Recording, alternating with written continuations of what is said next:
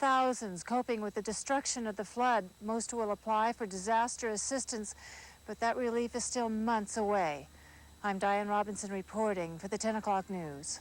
There's some good news for residents of Aberdeen tonight. The flooding that had been expected to take place tomorrow may not materialize. That's the word from Grays Harbor County emergency officials, who had feared that the flood crest moving down the Chehalis River would cause big problems. Jerry KEMP reports on the new, more positive assessments and on the situation in Aberdeen. The Chehalis River was on the rise in Aberdeen today. Because of that, and because of flooding in many parts of Grays Harbor County, Bill Langford hasn't been getting much sleep the last couple of days. Larry, we're going to be working on another situation down. Well, we've got to take in some supplies to the tribe. Langford is the deputy director of the county's Department of Emergency Management. Langford and many others have been keeping a close eye on what had been expected to be potentially serious flooding along the Chehalis River in Aberdeen.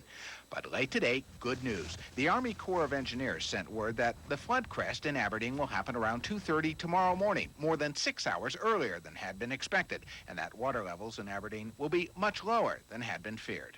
And instead of it being maybe 14, 15 feet in that area, maybe even higher, we're looking at a projected high now of 12 feet, and probably no more. Our tide today was 12'1". So it looks like tomorrow morning, just a few hours from now, it probably will crest about the same as it did today around 1 o'clock. In other words, there may very well be no flooding in Aberdeen. While that may indeed prove to be true, Bill Langford and Aberdeen residents know that this more favorable scenario could change and that flooding could occur here. People have been bombarding the Aberdeen Fire Department with questions about what might happen.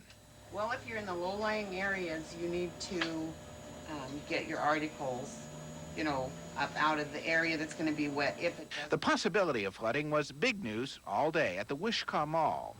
The mall is situated on the banks of the Chehalis River. Normally, that is not a problem.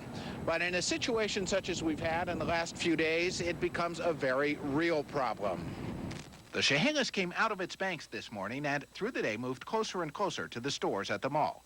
Joe Mullins, who does maintenance work here, spent the morning stockpiling sandbags for possible use around doorways in the back of the mall. But Mullins thinks that if high water occurs, the mall should come through in good shape.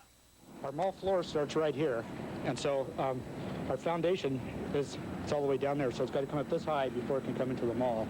And I'm going to take sandbags, put it around the doors when the mall closes tonight, and I don't think we'll have too much problem. And if late projections are accurate, high water will not be a problem anywhere in Aberdeen. Jerry KEMP for the 10 o'clock news. In Pierce County, hundreds of flood victims are now faced with the task of cleaning up. Heidi Chang reports in some cases exactly who is responsible for